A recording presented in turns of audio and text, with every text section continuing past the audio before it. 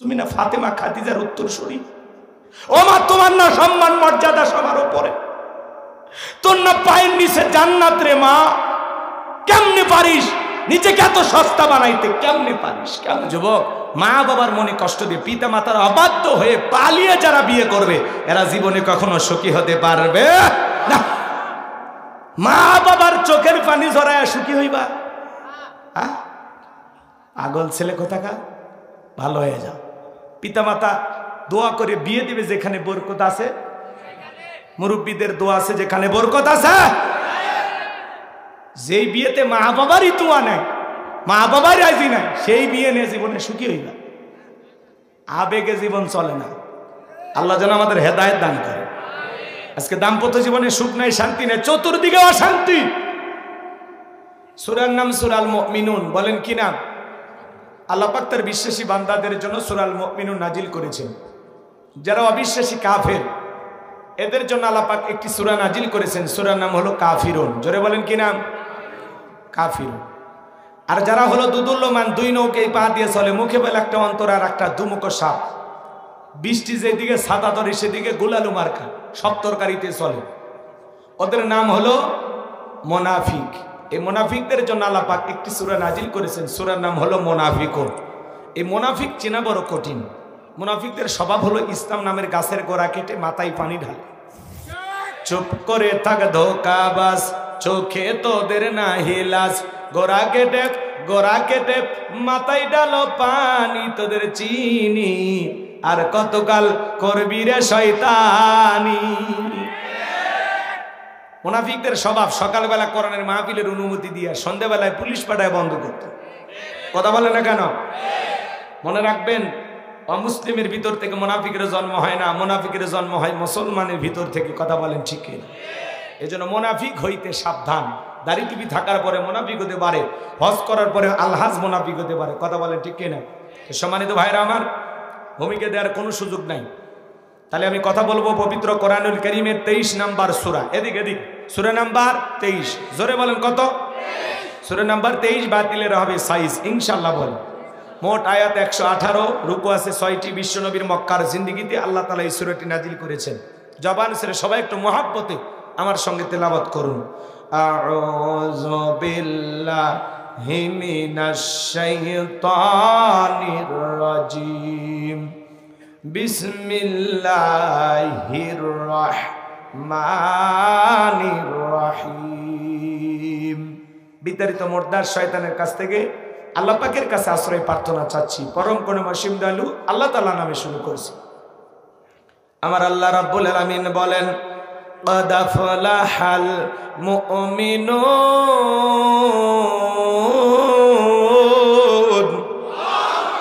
যে কোনো আয়াত বা সূরার তাফসীর করতে হলে কোন প্রেক্ষাপটে কোন সময় আল্লাহ তাআলা সেই সূরাটি বা আয়াতটি নাজিল করেছেন, সেই নাজিলের প্রেক্ষাপট জানার দরকার আছে না নাই? আরবিতে বলা হয় শানে নজুল। যদি শানে নজুল আলোচনা করা হয় তাহলে তাফসীর বুঝতে সহজ হয়। বলুন আল্লাহু আকবার। তাহলে সূরাল মুমিনুন আল্লাহ তাআলা বিশ্বনবীজির উপরে কোন প্রেক্ষাপটে কোন সময় নাজিল করেছেন, আমি নাজিলের সময়কালটা একটু তুলে ধরবো। কষ্ট হবে না তো ইনশাআল্লাহ? আমার ভাইয়েরা, নবীজির প্রিয় সাহাবী হযরত ওমর ফারুক রাদিয়াল্লাহু তাআলা বলেন, আমি মৌমাছির গুনগুন আওয়াজ শুনলাম। ডানে তাকায় মৌমাছি নাই, বামে তাকায় মৌমাছি নাই। বিশ্বনবীর চেহারা মোবারকের দিকে তাকায় দেখি নবীজি ফিসফিস করে কি যেন তেলাওয়াত করতেছেন। হযরত ওমর ফারুক রেখে বলেন, আমার বোঝার বাকি রইল না। আসমান থেকে নবীজির উপরে কোরআনুল কারীম নাজিল হচ্ছে আর বিশ্বনবী কোরআনুল কারীম রিসিভ করতে ব্যস্ত। বলুন সুবহানাল্লাহ। মৌমাছির গুনগুন আওয়াজ হলে কোরআনুল কারীম নাজিল হয়। দত্তরি ছুটির ঘন্টায় বাড়ি মারে টনটন আওয়াজ হলে কোরআনুল কারীম নাজিল হয়। নবীজি যখন ঘোড়ার উপরে থাকতেন ওই সময় যদি কোরআনুল কারীম নাজিল হইতো, ওহির ভারে ঘোড়ার পাগুলো বালুর ভিতরে ডেবে যেত। বলেন আল্লাহু আকবার। তাহলে কোরআনুল কারীমের একটা আলাদা ওয়েট, আলাদা একটা ওজন আছে না নাই? দীর্ঘ 23টি বছরে আল্লাহ তাআলা নবীজির উপরে কোরআনুল কারীম নাজিল করেছেন। এই কোরআনের সম্মান মর্যাদা কত আমরা বুঝি না। এমন মুসলমান 50-60 বছর বয়স হয়ে গেছে, আল্লাহর কোরআনটা কোনোদিন খুলেও দেখে নাই। এরকম কপাল পরা মুসলমান আছে না না? আল্লাহর পাঠানো কিতাব যদি না পড়েন তাহলে কি বুঝবেন বাজান? কোরআন নামের চিঠি না পড়লে আপনার আমার ভাগ্যকে পরিবর্তন করা যাবে না। কোরআনের সাথে আপনার আমার সম্পর্ক রাখতে হবে, কোরআনের মাদ্রাসাকে মহব্বত করতে হবে। আল্লাহ পাক যেন আমাদের সবাইকে কোরআনের সাথে সম্পর্ক রেখে কবর পর্যন্ত যাওয়ার তৌফিক দান করেন। সিল্লা বলুন আমিন। 8টি পদ্ধতিতে নবীজির উপরে কোরআনুল কারীম নাজিল হইতো। এত কথা বলতে গেলে লম্বা সময় লাগবে, এত সময় আমার হাতে নাই, সংক্ষিপ্ত কথা বলে দিয়া যায়। হযরত ওমর ফারুক ডেকে বলেন, নবীজির কোরআনুল কারীম রিসিভ করা শেষ হয়ে গেল। বিশ্ব নবী সাহাবায়ে কেরামদের দিকে মুখ করে ডেকে বলেন, আমার সাহাবীরা, এইমাত্র আসমান থেকে জিবরাইল এসে আমার উপরে সূরা আল মুমিনুনের 10টি আয়াতে কারিমা নাজিল করে জানাতে গেলেন, নবী গো, এই 10টি আয়াতের ভিতরে আল্লাহ রাব্বুল আলামিন তার আদরের মুমিন বান্দাদের জন্য কোয়ালিটি নিয়ে আলোচনা করেছেন, 7টি গুণাবলী নিয়ে আলোচনা করেছেন। কোন মুমিন যদি এই 7টি গুণে গুণান্বিত হতে পারে, 7টি গুণ দিয়ে তার জীবনটাকে সাজাইতে পারেন, আমার আল্লাহ রাব্বুল আলামিন বলেন, উলাইকা হুমুল ওয়ারিসুন আল্লাযীনা ইয়ারিসুনাল ফিরদাউস হুম ফিহা খালিদুন। আমার আল্লাহ রাব্বুল আলামিন বলেন, তারাই উত্তরাধিকারী হবেন জান্নাতুল ফেরদাউসের, সেখানে তারা চিরকাল বসবাস করবেন। আমার আল্লাহ কোনোদিন তাদেরকে জান্নাত থেকে বের করে দিবেন না। চিৎকার মেরে বলুন সুবহানাল্লাহ। মনে রাখবেন বাজান গো আমার, বাবা মারা গেলে ওয়ারিশ সূত্রে সন্তান যেরকম বাবার সম্পত্তির ভাগ পায়, কোন মুমিন যদি 7টি গুণাবলী দিয়ে নিজের জীবনটাকে সাজাইতে পারে, তার নামে জান্নাতুল ফেরদাউসে জায়গা বরাদ্দ থাকবে। ও ঢাকাবাসী, গুলশান উত্তরায় যদি ফ্ল্যাট কিনতে পারেন, বাড়ি ঘর কিনতে পারেন, বাসা বাড়ি বানাইতে পারেন, নিজেকে ভাগ্যবান মনে করবেন। শুধু গুলশান উত্তরায় নয়, আজকের আলোচনা শুনে যদি আমল করতে পারেন, জান্নাতুল ফেরদাউসের ভিতরে আপনার নামে জায়গা বরাদ্দ হবে। কারা কারা জান্নাতুল ফেরদাউসে জায়গা বরাদ্দ করতে চান? 2 হাত তুলে আল্লাহকে দেখান। আল্লাহ আমাদের সবাইকে জান্নাতুল ফেরদাউসের ওয়ারিস হিসেবে কবুল করুন, উত্তরাধিকারী হিসেবে কবুল করুন। চিল্লা বলুন আমিন। জান্নাতে যেতে চান তো ইনশাআল্লাহ? আল্লাহ আমাদের সবাইকে জান্নাতুল ফেরদাউসের ওয়ারিস হিসেবে কবুল করুন। চিল্লা বলুন আমিন। এবার 7টা আঙ্গুল দেখান। এই যে কপাল পোড়া যারা হাত তোলেনি, এই ভাই কি জান্নাতে যাবেন না? হাত তোলেন না, কি কথা বারে? জান্নাতে যাবেন না তা হাত তোলেন না কে? বলা যায় আজকের এই ওয়াদাটা আল্লাহ কবুল করতে পারে। আজকের এই ভিডিও ফেরেশতা আল্লাহকে দেখাবে যে আল্লাহ দেখেন তোমার গোলামেরা বৈশা জান্নাত চায়। কথা কয় না কে? না চাইলে দেবে? 7টা আঙ্গুল দেখান। জান্নাতে যেতে হলে কয়টা গুণাবলী বলেন তো? কয়টি? 7টি। জোরে বলেন কয়টি? আরো জোরে, জোরে বলেন না, ওটাই যাবে। হাত নামান। এই যে মিছিল করার অভ্যাস করেন, সামনে তো মিছিল করা লাগে। 16 বছর মিছিল করতে পারেননি, কথা কন? হ্যাঁ, দিনের ভোট রাতে হচ্ছে, মিছিল কেমনে করবেন? অতএব সামনে মিছিল করা লাগবে, কথা কন ঠিক কি না? চলেন বাজানের সামনের দিকে যাই। যে কথা আমি বলতে চাচ্ছিলাম গভীর মনোযোগ দিয়ে শুনবেন। বিশ্ব নবী তখন সাহাবায়ে কেরামদের সামনে তেলাওয়াত করে শুনিয়ে দিলেন। আমার আল্লাহ বলেন, কদ আফলাহাল মুমিনুন। আমার আল্লাহ বলেন অবশ্যই মুমিনেরা সফল, অলরেডি মুমিনেরা সফল। সফল হয়েছে তারা ঈমান এনেছে যারা। কদ আফলাহাল মুমিনুন, কদ আফলাহাল মুমিনুন, অবশ্যই মুমিনেরা সফল। অর্থ কি বলেন তো? অবশ্যই মুমিনেরা সফল। সুবহানাল্লাহ। সফল হয়েছে তারা, ঈমান এনেছে যারা। আমরা মনে করি ক্ষমতা থাকলে সফল, টাকা থাকলে সফল, যশ খ্যাতি, নায়ক, সুপারস্টার, সেলিব্রিটি, এরা বুঝি সফল না। আল্লাহর কাছে এগুলো সফলতার মাপকাঠি না। আল্লাহর কাছে সফল হতে পারবে তারা ঈমান আনবে যারা। বর্তমান পৃথিবীর সবচাইতে ক্ষমতাধর ব্যক্তি নাম হলো কি? Donald Trump. আমেরিকার 47তম প্রেসিডেন্ট হলো ডোনাল্ড ট্রাম্প। আমেরিকার ইতিহাসে আজ পর্যন্ত কোনো নারীকে তারা প্রেসিডেন্ট বানায়নি। আগামীতে আমরাও সিদ্ধান্ত নেব, আর যাই হোক কোনো নারীকে এই দেশের প্রধানমন্ত্রী বানাবো না। আগামীতে বাংলাদেশের যেই দলেরই হোক পুরুষ প্রধানমন্ত্রী চাই। কারা কারা হাত তুলে দেখান তো দেখি। লিল্লাহি তাকবীর। হাত নামান। নারীদের দেখার দিন শেষ। আগামীতে পুরুষের বাংলাদেশ। পুরুষ দরকার ভাই, মহিলা মানুষ দেখেন না, একটা দেশ থেকে পালিয়ে যায়। এই দুঃখ রাখা যায়?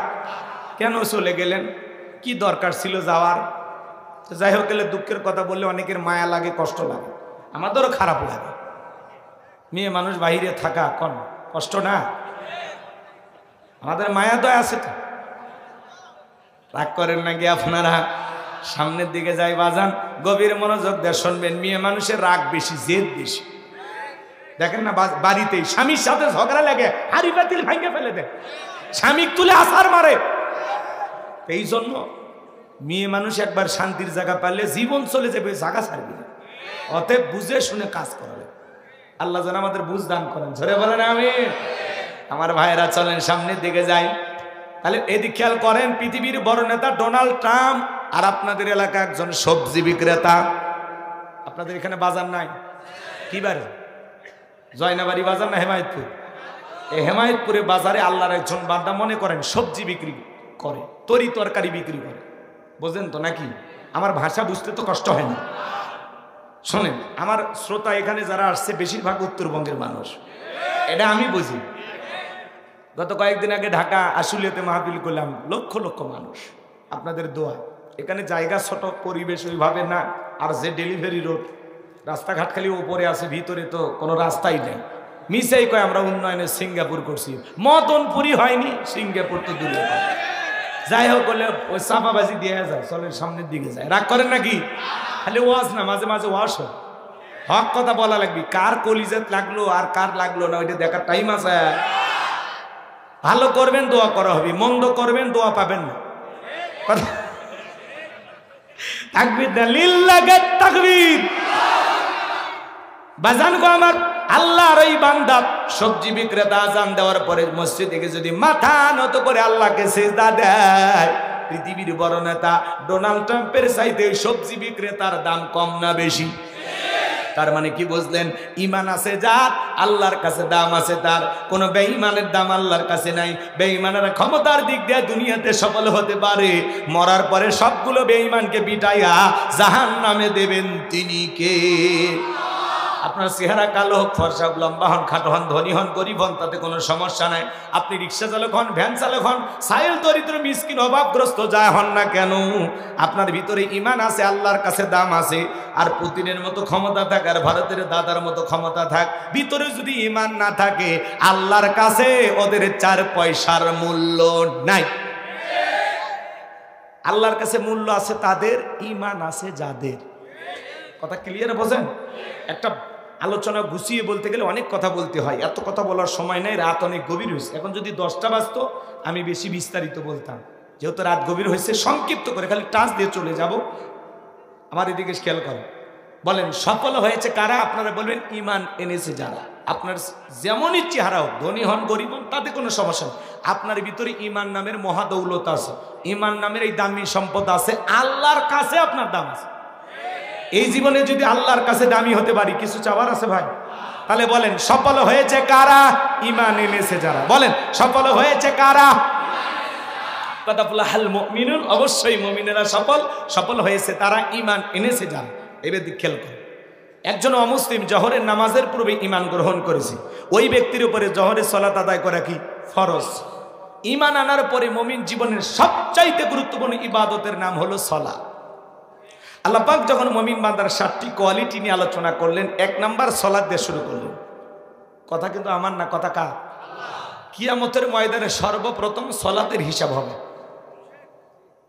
যুবক যারা আসছে মন খারাপ করবে না। 4 নাম্বার গুণাবলীতে যুবকদের স্পেশাল আলোচনা আছে, কারণ তোমরাও যুবক, আমিও যুবক, তোমাদের মনের দুঃখটাকে আমি বুঝি।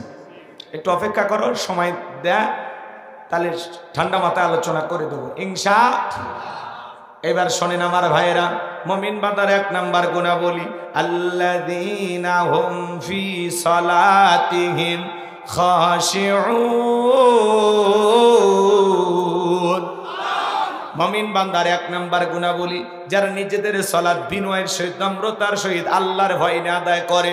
আপনি আমি যখন সালাত আদায় করব, অন্তরে ভয় থাকতে হবে কার? ইয়া আইয়ুহাল্লাযীনা আমানুত্তাকুল্লাহ, হে ঈমানদারগণ আমি আল্লাহকে ভয় করো, হাক্কা তুকাতিহি, ভয় করার মতো ভয় করো। গভীর মনোযোগ দিয়ে শুনবেন বাজান, আল্লাহ বলেন আল্লাযীনা হুম ফি সালাতিহিম খাশিউন, যারা নিজেদের সালাত বিনয়ের সহিত, নম্রতার সহিত আল্লাহর ভয় নিয়ে আদায় করে। খুশু খুজু ভাব নিয়ে আদায় করে। এই আয়াতের ব্যাখ্যায় তাফসিরে কারকারে লিখেছেন, তাফসির ইবনে কাসির থেকে বলছি, অন্তরের ভিতরে সুচিন্তা, দুশ্চিন্তা, কুশ্চিন্তা, বিবির কথা, সংসারের কথা, ব্যবসা বাণিজ্যের কথা, দুনিয়াবি কোনো চিন্তা ভাবনা মনের মধ্যে রাখা যাবে না।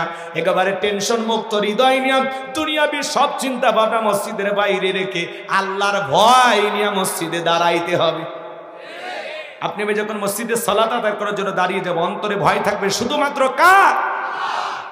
কিভাবে সালাত আদায় করবেন?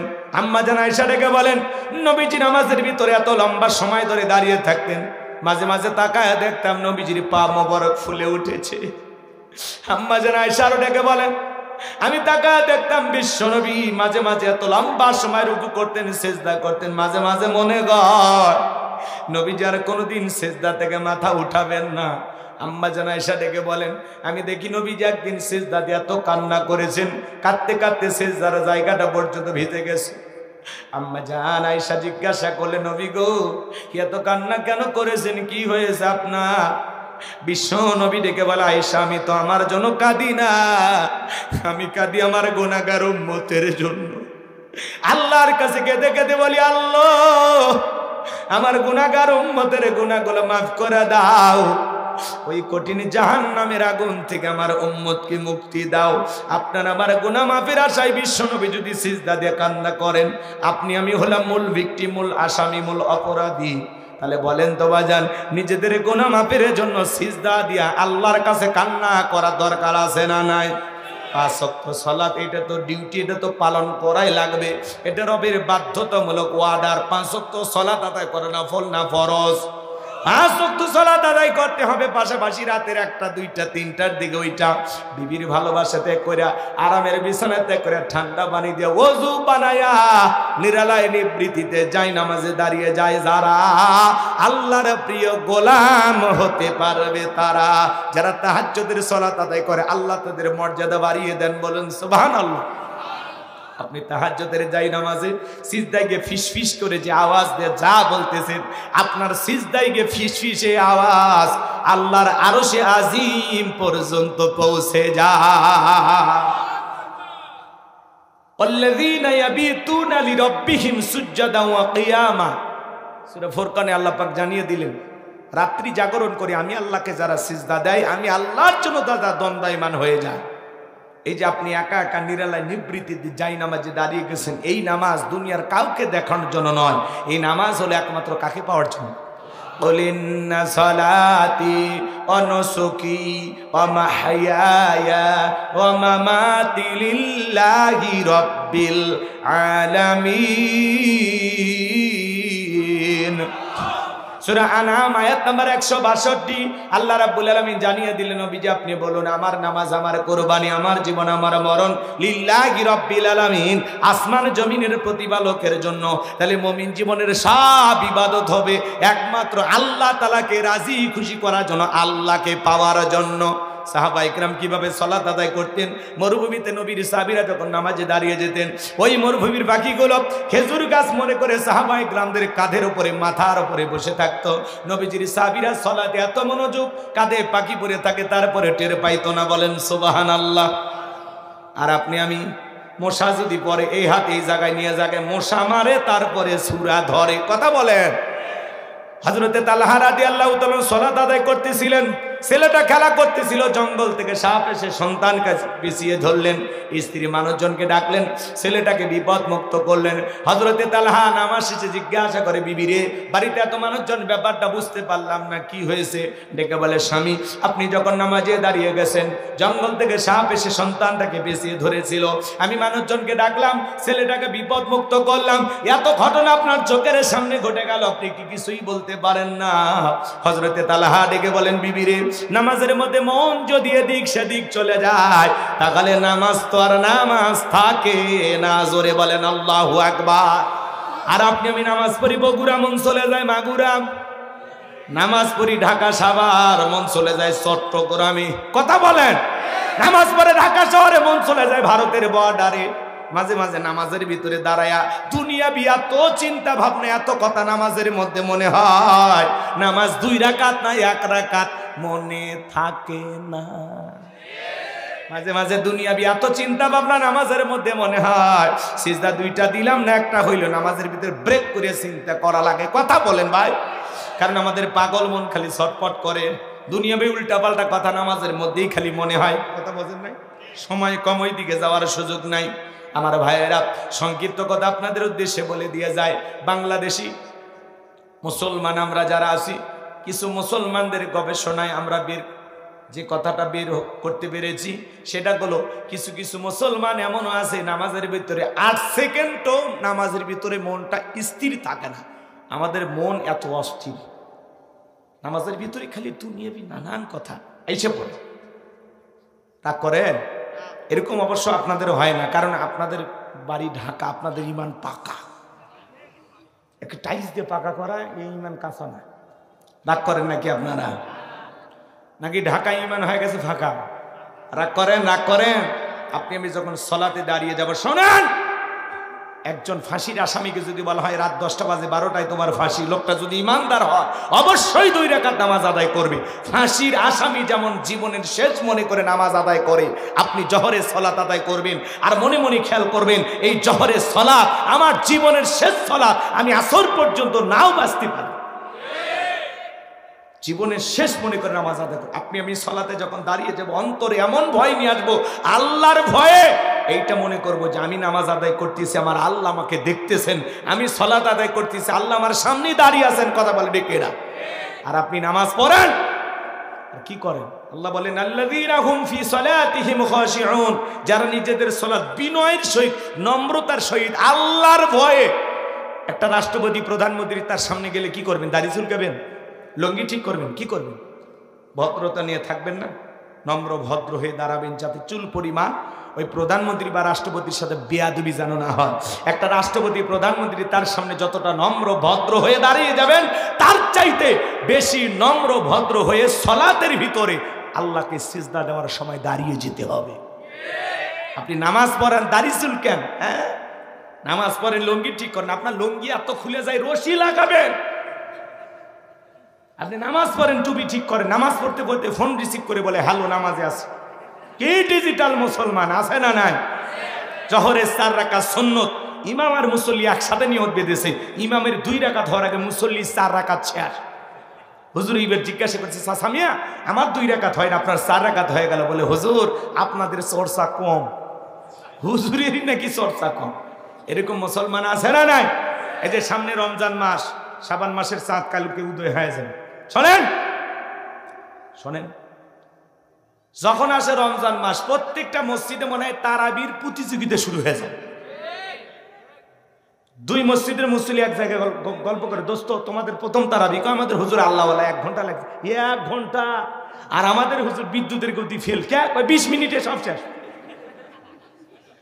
সোনার মক্কা মদিনে তারা আল্লাহ তাআলা তার এই গোলামকে নিয়েছিল, সেখানে তারাবি বললাম সময় লাগলো 1 ঘন্টা 45 মিনিট, আর আপনার 20 মিনিটে শেষ। নামাজ পড়ে না, তামাশা করে, খালি আলহামদুলিল্লাহ এটুকু বোঝা যায়, আর দোয়াল্লিন বোঝা যায়, মাঝখানে কি ভূমিকম্প আছে কেউ জানে না। কথা বলেন ঠিক কি না? এরকম নামাজ পড়লে আল্লাহকে পাওয়া যাবে। সাহাবায়ে কেরাম 2 রাকাত নামাজ পড়ে সারা রাত কাটিয়ে দিয়েছেন। সুবহানাল্লাহ, সুবহানাল্লাহ। এই জন্য বাজানো গো আমার, নামাজের মতো আদায় করতে হবে, বিনয়ের সহিত, নম্রতার সহিত, আল্লাহর ভয়ে। আজ থেকে কারা কারা 5 ওয়াক্ত সালাত আদায় করবেন? জুমা রজনীতে হাত তুলে ওয়াদা দেন, আজ থেকে 5 ওয়াক্ত সালাত আদায় করবেন তো ইনশাআল্লাহ? একটু সময় নিয়ে, ধৈর্য নিয়ে সালাত আদায় করব ইনশাআল্লাহ। হাত নামান। বিশ্বনবীর জামানায় ফজরের নামাজের সময় মসজিদ কানায় কানায় পূর্ণ ছিল, জুমার নামাজের সময় একই দিশ। আর বাংলাদেশে জুমার নামাজের জন্য মসজিদ ভাঙে 2 তলা 3 তলা করা হয়, ফজরের নামাজের সময় 1 কাতার মুসল্লি পাওয়া যায় না। এমনও মসজিদ আছে মুয়াজ্জিন একাই আযান দিয়ে একাই নামাজ পড়ে, একজনও আসে না। আপনি মুসলমান, আপনার কাছে 5 ওয়াক্ত সালাতের ওয়াজ যদি করা লাগে, এর চাইতে দুঃখ আছে? 7 দিন পর পর জুমার নামাজে যান, 7 দিন পর পর জুমার নামাজ পড়তে যায় যারা, লাইফ সাপোর্টে বেঁচে থাকা মুসলমান, তারা, এদের ইমান খালি কোনো মতে বেঁচে আছে। ভালো হয়ে যান। জুমা পড়লেন, আসর মাগরিব এশা ফজর, কি সমস্যা বলেন, পড়েন না কেন? ও বাজান, কয়দিন থাকবেন দুনিয়া? হে যুবক, কয়দিন থাকবা? হুজুর খালি জুমার সালাম ফিরাইতে দিল, ওর পা মসজিদের বাইরে বের হতে দেরি নেই। সুন্নত পড়ে, সুন্নত পড়ে না। বাড়িতে যে বউ নিয়ে সাথে জামাতে পড়ে নাকি? তাহলে কি হইল? আজকে সমাজটা গেছে কথা। হাসেন না। আমি হুজুর মসজিদে বয়ান করি, আমার মসজিদে একই অবস্থা। একদিন খালি বলছিলাম যে আজকে আমি মসজিদের বাইরে দাঁড়িয়ে থাকবো, কিন্তু কে বের হয় সুন্নত না করে? ওই দিন কেউ বের হয়নি। পরে জুমা থেকে আবার ওই একই অবস্থা। তাহলে বলেন প্রতিদিন কি মসজিদের বাইরে যায় দারোয়ান হওয়া যায়? এই হলো সমাজের হালচাল বাজান। আজ থেকে 5 ওয়াক্ত সালাত আদায় করবো ইনশাআল্লাহ। আল্লাযীনা হুম ফি সালাতিহিম খাশিউন, যারা নিজেদের সালাত বিনয়ের সহিত নম্রতার সহিত আল্লাহর ভয় নিয়ে আদায় করে। সালাতে দাঁড়িয়ে যাব, একটু সময় নেই ইনশাআল্লাহ, 2 রাকাত 5 মিনিট লাগুক, সমস্যা কি?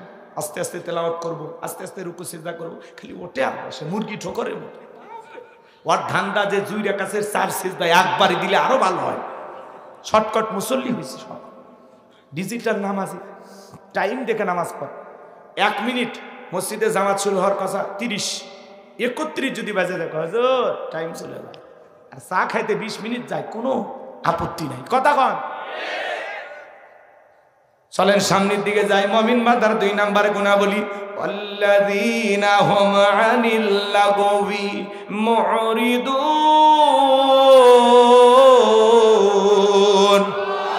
মুমিন বান্দার 2 নাম্বার গুণাবলী, অনার্থক কথাবার্তা বলা যাবে না, আজে বাজে কথা বলা যাবে না, অপ্রয়োজনীয় কথা বলা যাবে না। এক জায়গায় বসে 2-3 ঘন্টা গল্প করে, চায়ের কাপে ঝড় তোলে, অমুক খারাপ তমুক খারাপ, এ ভালো না সে ভালো না। মনে হয় গীবত কমিটির সভাপতি সেক্রেটারি বসে গেছে, আছে না নাই? আপনি কি মনে করেন জবান দিয়ে যে ফটর ফটর এত কথা বলতেছেন? কি মনে করেন আপনার জবানের প্রত্যেকটা কথার হিসাব একদিন আল্লাহর কাছে দিতে হবে? মা ইয়ালফিজু মিন কাউলিন ইল্লা লাদাইহি রাকিবুন আতীদ। বান্দা এমন কোন কথা বলে না, এমন কোন কর্মকাণ্ড করে না যা রেকর্ড করার জন্য আমার ফেরেশতারা নাই। আপনার জবানের প্রত্যেকটা কথার হিসাব একদিন আল্লাহর কাছে দিতে হবে। এত কথা কেন বলে? অমুক খারাপ তমুক খারাপ, কি ভালো না সে ভালো। আরে ভাই, মানুষের সমালোচনা করে লাভ আছে? নিজের আত্মসমালোচনা করেন। নিজের জীবনই তো তুলুটি দিয়ে ভরা, নিজের পাপের টেনশনে ঘুমাইতে পারিনি, এত অন্যায় এত অপরাধ করছি জীবনে। কথা বলেন ঠিক কিনা? যারা মানুষের সমালোচনা করে এরা হলো নিচু মনের মানুষ। ওয়াকুন্না নাখুদু মাল খাইদিন, যারা সমালোচনাকারী এরা যাবে সাকর নামক জাহান্নামে। আপনি সমালোচনা করে গীবত করে আপনার আমলের পাল্লাগুলো শূন্য করতেছেন। কথা বলেন ঠিক কিনা? এজন্য আসুন আজ থেকে আমরা সিদ্ধান্ত নেব, আমরা কারো সমালোচনা করব না। মুখ দিয়ে যা ইচ্ছা তাই বলা যাবে না বাজান। মুমিন বান্দা জবান দিয়ে কথা বলবে ততটুকু প্রয়োজন, যতটুকু প্রয়োজন না হলে কথা বলবে না, চুপ থাকেন। মাংস মাতা না যা, চুপ থাকলে আপনি নাজাত পাবেন। আল্লাহু আকবার বলেন। তাহলে মুমিন বান্দার 2 নাম্বার গুণাবলী, মুমিন বান্দার জীবন দিয়ে সে কথা বলবে যে কথা বলে সব হয়। মুমিন বান্দার 2 নাম্বার গুণাবলী, মুমিন বান্দার সমাজে সেই কাজ চালু করবে যেই কাজ চালু করলে সব হয়। মুমিন বান্দার টাকা হলে সিনেমা হল বানাবে না, যাত্রা গানের আয়োজন করবে না, গানের কনসার্ট দেবে না, মদের বার দেবে না, সিনেমা হল বানাবে না, গানের কনসার্ট দেবে না। মুমিনের টাকা হলে মসজিদ বানাবে, মাদ্রাসা বানাবে, ঈদগাহ মাঠ বানাবে, কবরস্থান বানাবে। ভালো ভালো কাজে মুমিনের টাকা ব্যয় হবে। এই যে মাওলানা শামসুল আলম রহমানী আল্লাহর গোলাম 12 তলা একটা মাদ্রাসা করার পরিকল্পনা করেছেন। 5 তলা পুরুষ মাদ্রাসা, 5 তলা মহিলা মাদ্রাসা। এরপরে 1 তলায় অন্ধ হাফেজদের জন্য ব্যবস্থা করবেন, আর 1 তলায় অসহায় বৃদ্ধ যারা আছে, যাদের দুনিয়াতে দেখভাল করার কেউ নাই, সন্তান ফেলায় দেয়, সে সমস্ত বৃদ্ধ বাবাজিদের জন্য দ্বীনি একটা বৃদ্ধাশ্রম খুলবেন। এই যে তার এই পরিকল্পনাগুলো আল্লাহ যেন কবুল করেন, জোরে বলেন আমিন। রাগ করেন। তাহলে মুমিন বান্দার সমাজে সেই কাজ চালু করবে যে কাজ চালু করলে সব হয়। ভালো ভালো কাজ চালু করতে হবে। মুমিন বান্দার 2 নাম্বার গুণাবলী, এই কান দিয়ে গান শোনা যাবে না। যুবক রে, কানের ভিতর ইয়ারফোন লাগায় গান শোনো। রুব্বানি না আছে কমর দোলাইয়া, আল্লাহর ফেরেশতারা কবর নিয়ে পিটাবে ঝোলাইয়া ঝোলাইয়া। সিরাজগঞ্জের এক যুবক কানের ভিতর ইয়ারফোন লাগায় রেল লাইন পার হয়ে যায়, ট্রেনে এসে ধাক্কা মেরে 3 টুকরা করে থুয়ে গেছে। মরার পরেও কানের ভিতর ইয়ারফোন লাগানো ছিল। এখন কবরে যা, ফেরেশতারা তোর জায়গা মতো বাদ্যযন্ত্র বাজাবে। কথা বলেন ঠিক কিনা? মুমিনের এদিক, মুমিন বান্দা তাহলে কান দিয়ে সেই জিনিসগুলো শ্রবণ করবে যেগুলো শুনলে সব হয়। ভালো ভালো কথা শ্রবণ করবেন। ওলামা ইকরামদের ওয়াজ নসিহত কোরআন তেলাওয়াত শ্রবণ করবেন, ইসলামী গজল শ্রবণ করবেন। এই কান দিয়ে ভালো ভালো কথাগুলো শোনার দরকার আছে না নাই? তাহলে মুমিন বান্দার 2 নাম্বার গুণাবলী, জবান দেশে কথা বলবে, যে কথা বলে সব হয়। সমাজে সেই কাজ চালু করবে যে কাজ চালু করলে সব হয়। কান দিয়ে সেই জিনিসগুলো শুনবে যেগুলো শুনলে সব হয়। এক কথায় সব আছে যেখানে আর গুনাহ আছে যেখানে। আল্লাহ পাক আমাদের সবাইকে সকল গুনাহ থেকে বেঁচে থাকার তৌফিক দান করুন। জোরে বললাম আমিন। ভাই কি আছে, ওঠেন, ওটা বসেন। 12টা বাজছে, 12টা বাজলে চলবে, চলে যাবেন, আমার আপত্তি না। ওয়াদা ভঙ্গ করা মুনাফিকের লক্ষণ, বোঝেন না? হাত তুলে আসি, নামাজ আসি, মানে হাত তোলার বেলা 16 আনা, ওয়াদার বেলায় এতগুলো মানুষ হাত তুলছেন, আজ থেকে মসজিদ ভরে দেবে। কি মনে করেন? যুবক শোনো, মন্দ কথা বলবো না, মন্দ কাজ করব না, মন্দটা শুনবো, ভালো কথা বলবো, ভালো কাজ করব, ভালোটা শুনবো। কথা ক্লিয়ার না ভেজাল আছে? এটা হলো মুমিনের 2 নাম্বার গুণাগুণ।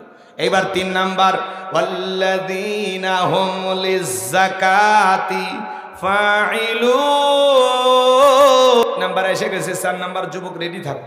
3 নাম্বার গুণাবলী, আল্লাহ যদি মুমিন বান্দাকে নেশাব পরিমাণের সম্পদের মালিক বানায় দেয়, মুমিন বান্দাকে আল্লাহ যদি ধনী বানায় দেয়, মুমিন বান্দা সক্রিয়ভাবে হিসাব করে করে বছরে কয় লাখ টাকার কয় হাজার টাকা যাকাত আসবে, কয় কোটি টাকার কয় লাখ টাকা যাকাত আসবে, হিসাব করে করে বছরে একবার যাকাত দেবে। কার ভয়ে?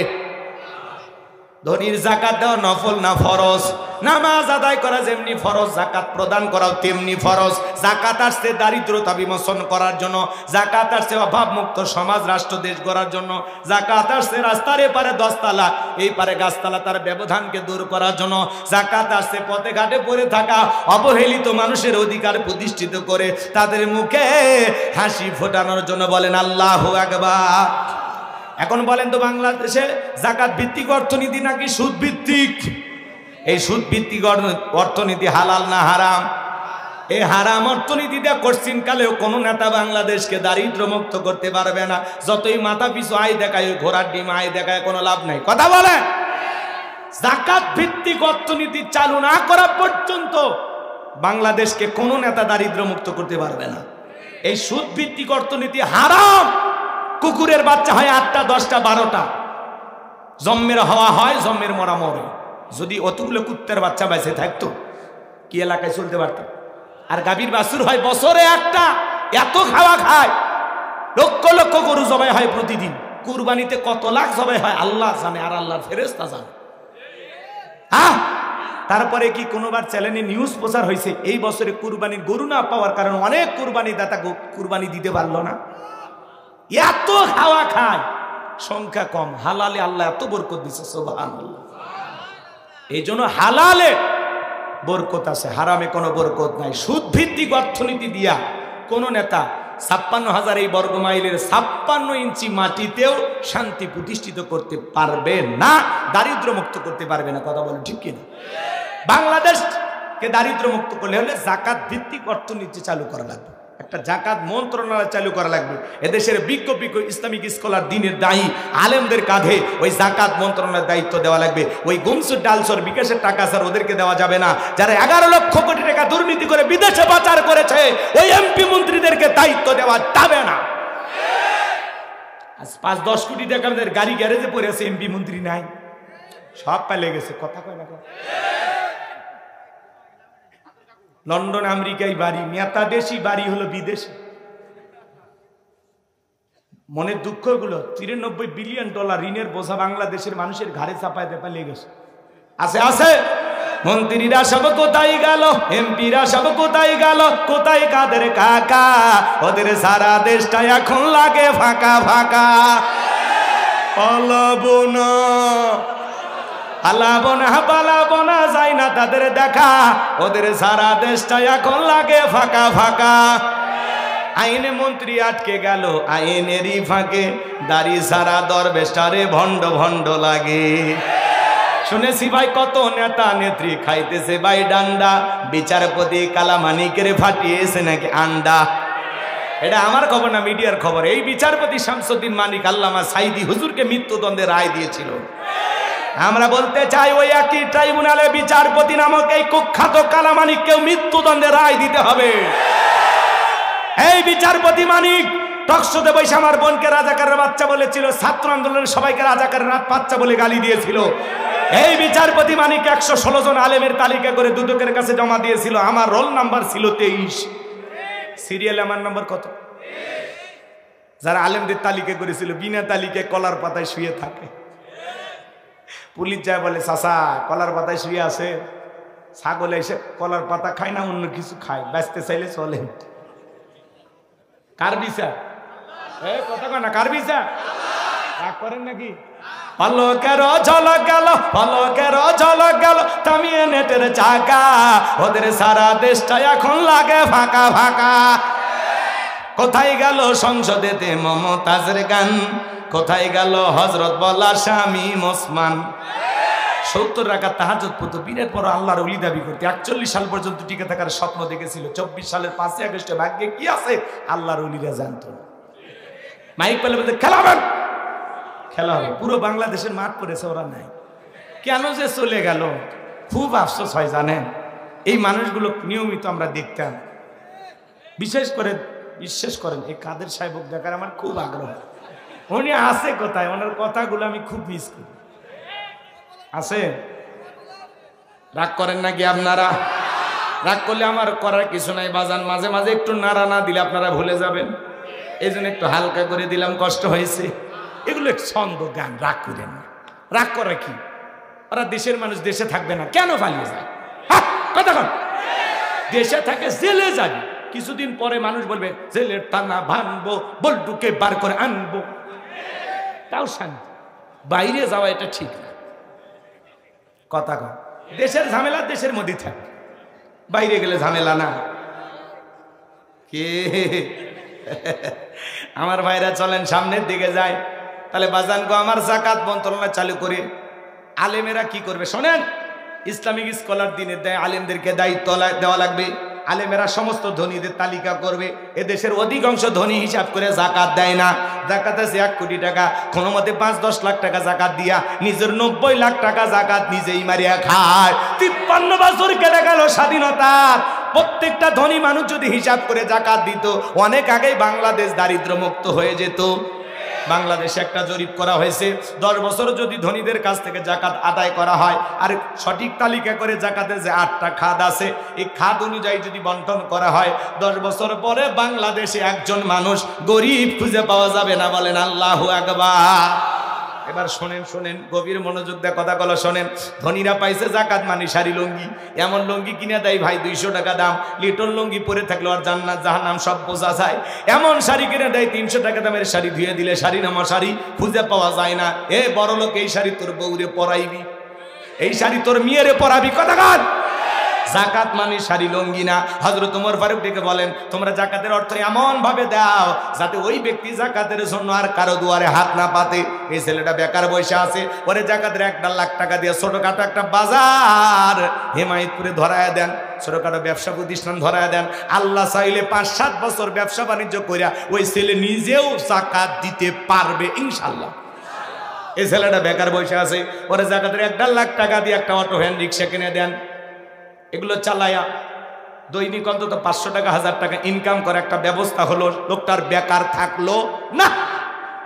মহিলা আসছে বিধবা, শাড়ি দিয়ে কিলাপ সেলাই মেশিন কিনে দেন, 2টা ছাগলের বাচ্চা কিনে দেন, 2টা গাভী গরু কিনে দেন। এগুলো লালন পালন করে ভাগ্যের চাকা ঘোরাবে। কথা বলেন ঠিক কিনা? জাকাতের টাকা দিয়ে মানুষের কর্মস্থানের ব্যবস্থা করে দেওয়া লাগবে। এই জন্য ধনীরা জাকাত দেবে না, আলেমেরা সমস্ত ধনীদের তালিকা করবে। আপনি ধনী মানুষ বলেন তো, আপনার ব্যাংকে কত টাকা, বইয়ের অ্যাকাউন্টে কত, খাটের নিচে কত, গোপন সিন্ধুকে কত, সাদা কত, কালা কত। আপনার জাকাত আছে 2,75,72,500 টাকা। ধনী জাকাত দেবে না, জাকাত আদায় করা হবে। রাগ করে 2 মিনিট একটা গল্প শোনাই। ঘটনা নবী মুসা আলাইহিস সালামের নাম শুনছেন? শুনেননি? আল্লাহ নবী মুসা আলাইহিস সালাম কারণকে যা বলে, কারণ তোরে জাকাত দিতে হবে। কারণ ডেকে বলে, পয়গম্বর আমি জাকাত দিতে পারবো না। নবী মুসা আলাইহিস সালাম ডেকে বলে, কারণ রে জাকাত না দিলে জাকাত আদায় করা হবে। মারহাবা কর। নবী মুসার রাগ কম না বেশি? যেই নবী রেগে গেলে মাথা টুপি ভেদ করে চুল খাড়া হয়ে যায়, ফিরাউন এক কিপ্তিকে এক ঘুষি মারে দুনিয়ার থেকে বিদায় করে দেয়। আল্লাহু আকবার। এত রাগ নবী মুসার। চেহারার দিকে তাকাইয়া কারণ দিকে বলে, পয়গাম্বার রাগান্বিত হওয়া লাগবে না, কত টাকা দিতে হবে আপনি বলেন। নবী মুসা আলাইহিস সালাম দিকে বলে, শতকরা 2.5%। বলে ঠিক আছে, আমার একটু সময় দেন, হিসাব নিকাশ করে আপনাকে জানায়া দেব। এইবার নবী মুসা চলে গেলেন, কারণ এইবার হিসাব নিকাশে বৈশা গেল। এই কারণকে আল্লাহ এত সম্পদ দিয়েছিল, 70টা উট লাগতো চাবি বহন করতে। চাবি যদি হাত হয় তালা কত, আর তালা যদি হাত হয় সিন্ধুকে মাল কত, ছোট মাথায় ধরবে না। কারণ এইবার হিসাব নিকাশ করে দেখে হাজার হাজার কর্মচারী দিয়া সারাদিন সারা রাত যদি জাকাতের টাকা দেওয়া হয়, এরপরে টাকা শেষ হবে না। এমনি তো কৃপণ পায়ে স্যান্ডেল দেয় না, ক্ষয় যাবে বলে, গায়ে জামা পরে না ছিঁড়ে যাবে বলে, সেই কৃপণকে এত টাকা জাকাত দিতে পারে না। সে একটা গভীর ষড়যন্ত্র করলো। এলাকা একটা 2 নাম্বার মহিলা ছিল, নাম হলো সবদা। এই সবদা নামের পতিদের কাছে বলে, সবদা রে, তোরে 2 বস্তা টাকা দেবো, বিনিময়ে আমার একটা কাজ করে দিতে হবে। নবী মুসা আলাইহিস সালাম আগামীকাল ভরা মজলিসে দাঁড়ায় যখন আল্লাহর পদে মানুষকে আহ্বান করবে, দ্বীনের দাওয়াত দিবে, ওই মজলিসে দাঁড়ায়া একবার শুধু বলবি, নবী মুসা দিনের বেলা ওয়াজ করে আর রাতের বেলা আমি সবদার সাথে রাত কাটাই, বাস এতটুকু কথা বললেই এনাফ, বাকি যা করার আমি করব। অ্যাডভান্স হিসেবে আজকে 1 বস্তা টাকা দিলাম, কালকে সাক্ষী দেওয়ার পরে আর 1 বস্তা টাকা দেব। সবদা রাজি হয়ে গেল। পরদিন সকালবেলা আল্লাহ নবী মুসা আলাইহিস সালাম হাজার হাজার জনতার সামনে ওয়াজ করতে সুন্দর করে বুঝাইয়া দিতেছেন। বাজান গো আমার, ওই সবদা নামের সেই মহিলা নবী মুসা আলাইহিস সালামের আলোচনা শোনার পরে পাষাণ হৃদয় গইলা চোখ দিয়ে পানি ঝরতেছে। এইবার কারণ ডাক দিয়ে বলে, সবদা তাড়াতাড়ি তারা বলে, আর একটু শুনি, বলে না শুনতে দেওয়া যাবে না। 2 জন লোক পাঠা দিল, বলে নেতা 1 বস্তা টাকা দিয়েছে, আর 1 বস্তা টাকা রেডি আছে, সাক্ষী দিয়ে টাকার বস্তা নিয়ে বাড়িতে যা। বলে আর একটু শুনি, বলে না শুনতে দেওয়া যাবে না।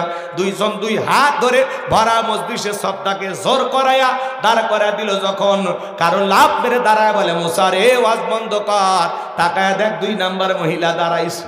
মহিলাটা 2 নাম্বার না 1 নাম্বার? মুসা নবী কি জানে? রতনে রতন শ্রেণী আলেম ওলামা যখন হক কথা বলে, সুদের কথা বলে, ঘুষের কথা বলে, জিহাদের কথা বলে, আল্লাহর আইনের কথা বলে, এক শ্রেণীর লোক ডাইরেক্ট বলে, হুজুর আপনার ওয়াজ বন্ধ করেন, আপনার ওয়াজ লাইন সারা। হুজুরের ওয়াজ লাইন সারা না, হুজুরের কথা বলতে দিবে না যারা, কোরআনের মাহফিলে বাধা দিবে যারা, ওরাই হলো লাইন সারা। কথা বলে না কেন?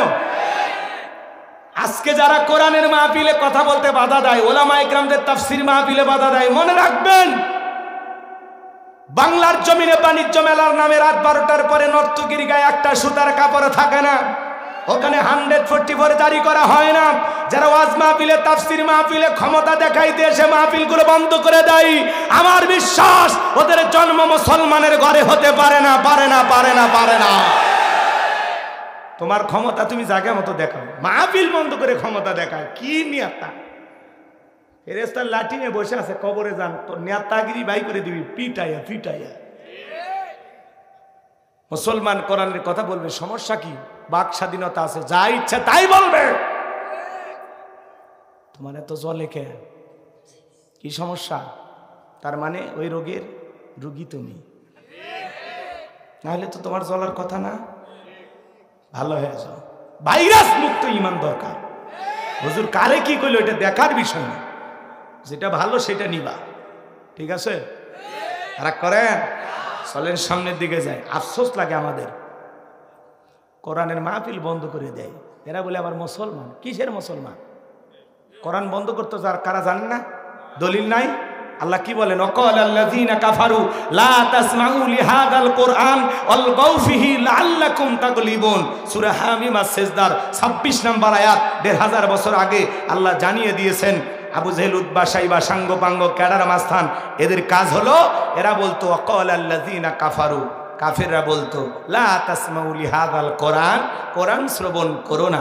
যেখানে নবী মুহাম্মদ সাল্লাল্লাহু আলাইহি সাল্লাম কোরআনের আলোচনা করে, কোরআন তিলাওয়াত করে, এখানে কি করো? হট্টগোল সৃষ্টি করো, তালি বাজাও, শীষ দাও, ঢোলক পিটাও, নাচানাচি করো, যেভাবেই হোক কোরআনের মাহফিল বন্ধ করে দাও, কোরআনের কথাগুলো বন্ধ করে দাও, তাহলে আমরা কাফেররা বিজয় লাভ করবো। জোরে কর নাউজুবিল্লাহ। কারণ আবু জেহেল, উতবা, সাইবা এরাও জানতো যদি নবী মুহাম্মাদের কোরআন একবার জাতির মানুষ বুঝে ফেলে দেয়, আমাদের ক্ষমতার চেয়ার থাকবে না, বোতল খাওয়া হবে না, মাতলামি চলবে না। কথা বলে ঠিক কিনা? এজন্য সমাজে কোরআন চালু হোক কেউ চায় না। কোরআন চালু হলে সাদাবাজি টেন্ডারবাজি চলবে না, খুন ধর্ষণ হবে না। ওরা জানে আল্লাহর কোরআন দিয়ে দেশটা চালাইলে ভাই এই দেশটা মিনি জান্নাতে পরিণত হবে। বলুন সুবহানাল্লাহ। আল্লাহর আইন ছাড়া সমাজে চুরি দুর্নীতি বন্ধ করা যাবে না। ১,৫০০ বছর আগে আল্লাহ আইন দিয়েছে, ওয়াসারিকু ওয়াসারিকাতু ফাকতাউ আইদিয়াহুমা জাযাআম বিমা কাসাবা নাকালাম মিনাল্লাহ। সূরা মাইদার ৩৮ নম্বর আয়াতে আল্লাহ আইন দিয়েছেন, চোর পুরুষ হোক আর নারী হোক, আল্লাহর বিধান, আল্লাহর ফয়সালা। অপরাধ যদি প্রমাণিত হয় চোরের ডান হাতের কবজি কেটে দাও। বাইতুল মোকাররমের সামনে নিয়ে এসে এই সোশ্যাল মিডিয়াগুলোকে খবর দিয়া যদি একবার একটা চোরের হাত কেটে আমরা বলে দিতাম, বাংলার পার্লামেন্টে আইন পাশ করা হলো চুরি করলে হাত কেটে দেওয়া হবে। বলেন তো বাজান, চোরেরা কি চুরি করত?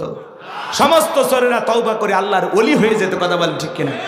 কিন্তু কে শোনে কার কথা? আজও গেল না মনের ব্যথা। এখন উচিত কথা যদি কই পিঠের উপর দিয়ে যাবি মই।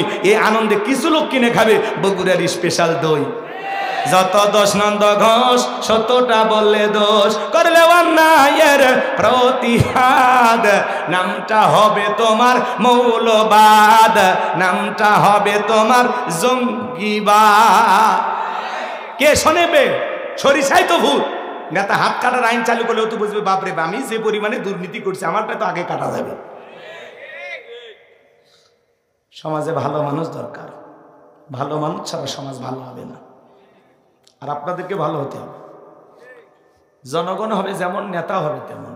জনগণ ১ নাম্বার, নেতা ১ নাম্বার। জনগণ ২ নাম্বার, নেতা ২ নাম্বার। জনগণ সিটার, নেতা হবে বিশ্ব সিটার। আর আপনারা ভালো হন আগে। গাছের গোড়া ঠিক, মাথা ঠিক। আমরাই পারি সমাজটাকে পরিবর্তন করতে। কথা কান ভালো করে বোঝেন, সামনে যা করবেন চিন্তা ভাবনা করে কথা কান। ভালো মানুষ সমাজে দরকার আছে। ৫৩ বছরে দেশটাকে লুটে পুটে খায় শেষ করে ফেলে দিয়েছে। দেশের কিচ্ছু নেই, খালি মাটি পড়ে আছে।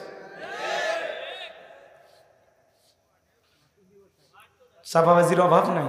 নির্বাচনের আগে দেখলেন আমরাও কম খারাপ না, ১.৫ টাকার বিরিয়ার ৩ টাকার চা খায়। কি স্লোগান! বল্টু ভাইয়ের চরিত্র ফুলের মতো পবিত্র, নামাজ পড়ে ১ ওয়াক্ত, গাঁজা খাই ৫ ওয়াক্ত, ঘুমসুরিতে পাকা ভক্ত, শয়তানের ১ নাম্বার ভক্ত, হুজুরদের জন্য খুবই শক্ত, চুষে খাই গরিবের রক্ত। কথা কয় পোস্টারে লেখা আছে গরিবের বন্ধু, ভোট দিয়ে দেখেন গরিবের কয় নাম্বার শত্রু। একটা বয়স্ক ভাতার কাঠ নিয়ে বের গেলে ২-১ হাজার খায়। আর নিচে লেখা আছে সেবা করার সুযোগ দিন। হ্যাঁ, নেতা নির্বাচিত হওয়ার আগে সাইকেল কেনার টাকা নেই, মোটর সাইকেল কেনার টাকা নেই। সেই নেতা নির্বাচিত হয়, গাড়ি বাড়ি টাকা পয়সার অভাব নেই, ঢাকাই বাড়ি, বিদেশেও বাড়ি। এই দেশের অ্যাকাউন্টে টাকা আটতেছে না দেখে বিদেশে সুইস ব্যাংকের অ্যাকাউন্টে টাকা রাখে। এত টাকা! নেতার বউ প্রাইভেট পড়ায় কয়েকশো কোটি টাকার মালিক হয়। এরকম বউ আমাদের দরকার গো।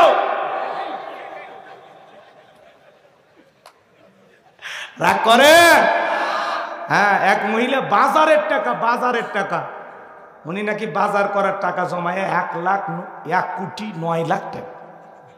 ১,০৯,০০,০০০ টাকার বাড়ি কুটি, খালি টেকাই টেকা টেকাই টেকা। জনগণের পকেট মেরে সব পড়াই নেয় আর এসে মায়া কান্না দেখায়। আমরা বলতেছি ভাই একটু আমাদেরকে বাঁচায় রাখেন, এইভাবে খাইন না। আল্লাহ যেন ওনাদের হেদায়েত দান করে। আর ওনার তো নাই, ভবিষ্যতে যারা আসবে আল্লাহ যেন তাদেরকে হেদায়েত দান করে। এটা জোরে করাবেন। সম্মানিত ভাইরা আমার, লম্বা করার সুযোগ নাই, যে কথা বলতে চাচ্ছিলাম এইবার সবটা দাঁড়িয়ে গেছে। কারণ ডেকে বলে সবদা তোমার যা বলার তুমি বলে, আমি তোমার সাথে আছি। সবদা ডেকে বলে কারণ লাফালাফি করার কোনো দরকার নাই, তুমি বৈশা পারো, আমি যেহেতু দাঁড়িয়েছি বলার জন্য আমাকেই বলতে দাও। এইবার সবদা ডেকে বলে জনগণ শোনো দিয়া মন, আমি জীবনে কোনোদিন নবী মুসা আলাইহিস সালামকে দেখি নাই। আজকে মুসা নবীর আলোচনা শোনার পরে পাষাণ হৃদয় কইলা গেছে, সিদ্ধান্ত নিয়েছে আর খারাপ কাজ করব না, অশ্লীল কাজ করব না, আমি তওবা করে ঈমান গ্রহণ করব। আলেমদের ওয়াজ শুনে বেনামাজি নামাজি হয়ে যায়, সুদখোর ঘুষখোর ভালো হয়ে যায়, বেপরদায় ছেলে মা বোনেরা পর্দা করে, চোর ডাকাতেরা ভালো হয়ে যায়। আলেমদের ওয়াজ শুনে দাড়ি কাটা যুবকটা দাড়ি রাখে।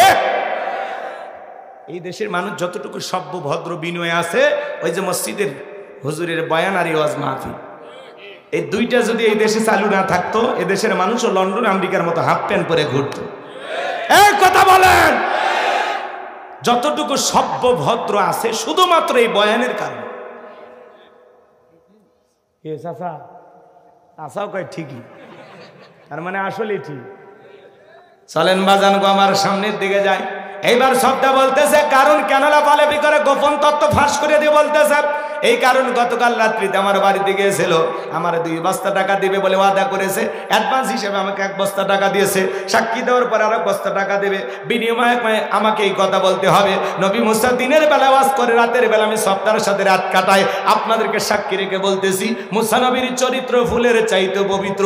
ওই কারণ হলো আমি সপ্তাহের নিয়মিত ভক্ত। বলুন আল্লাহু আকবার।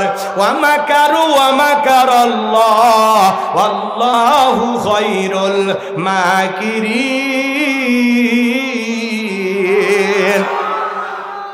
খেলাকার যে গর্ত খুঁড়েছে নিজের গর্তে নিজেই পড়ে গেছে। কথা বলেন ঠিক কিনা? এইবার নবী মুসার রাগ কম না বেশি?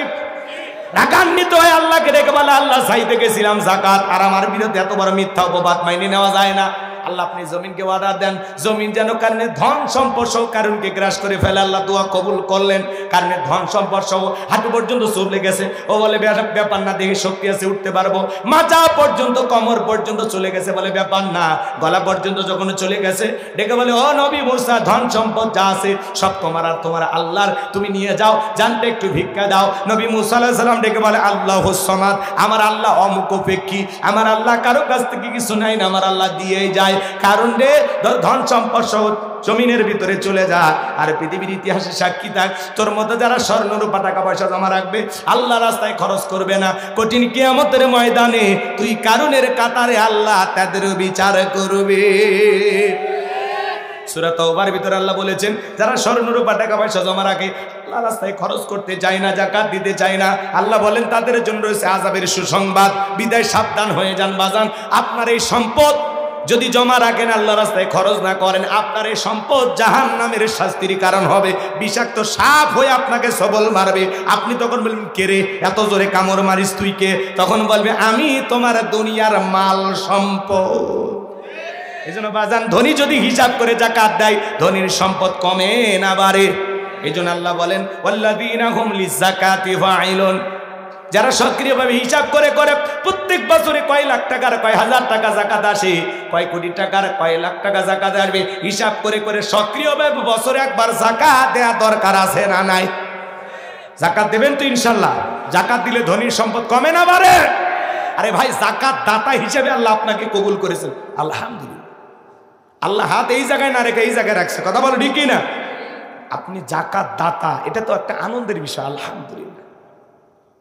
আল্লাহ আপনাকে যাকাত দেওয়ার মতো অর্থ দিয়েছেন, আলহামদুলিল্লাহ। এটা আর্থিক ইবাদত, কৃপণতা করব না, দিলেই বাড়বে, না দিলেই কমবে। কথা বলেন ঠিক?